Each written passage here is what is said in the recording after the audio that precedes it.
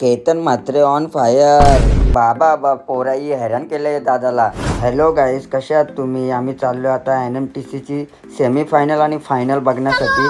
आज केतन म्हात्रेची मॅच आहे आणि केतन म्हात्रेला स्पेशली बघायला चाललो आम्ही. आल्या पहिलाच 6 मारला सचिन रजतनी आणि दुसऱ्या साईडला केतन म्हात्रे पण फुल तावान 6वर 6 मारत होता.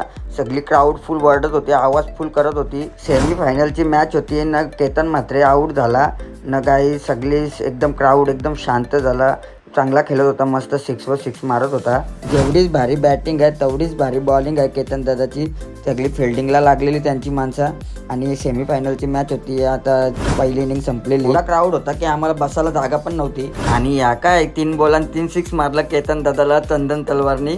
क्राऊड फुल वरडत होती. जाम जोरान सारसोल्याचा चंदन तलवार आहे. त्यानंतर सेमीफायनल जिंकली केतनची टीम. सगळी राष्ट्रगीतसाठी उभी राहिली. फायनल चालू झाली आता आणि फायनल चालू झाली आणि सुरुवात केली रिव्हर्स शॉट मारून केतन दादानी.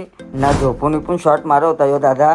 शॉट तो लागला नाही. यो शॉट लागला असताना कन्फर्म 6 होता. जाम मोठावाला 6 होता यो. त्यानंतर गाईज यो शॉट आऊट आहे की नॉट आऊट तुम्ही नक्कीच कमेंटमध्ये सांगा. मला तर वाटत होता नॉट आऊटच आहे, कारण की त्यांनी बॉल टेकवलेला खाली. त्यानंतर फिल्डिंग आली केतन दादाची आणि आप्पा स्ट्रायकरच्या सोबत मॅच होती. आप्पा स्ट्रायकर CBD बेलापूर. आणि गाईज आप्पा स्ट्रायकर टीम ही जिंकली. 5च्या वर्षी पण हीच टीम जिंकलेली फायनल आणि ही फायनल पण आप्पा स्ट्रायकरच जिंकली. खूप लकी टीम आहे गाईज. खूप चांगला खेळले लोक. लास्टपर्यंत मॅच आणली आणि चांगलीच खेळले एकदम मस्तपैकी. आणि सगळी फुल क्राऊड एकदम मैदानामध्ये फुल जोरान एकदम नाचत होती. आणि आम्ही मैदानावरती आलो आणि या काय केतन म्हात्रेला सेल्फी काढायला बाबा एवढी पब्लिक निस्ती एकदम क्रेझी झालती त्यांच्यासाठी. एकदम ISPLचा प्लेअर आहे गाईज, म्हणूनच दादाचे दिवाने सगळे क्रिकेटचा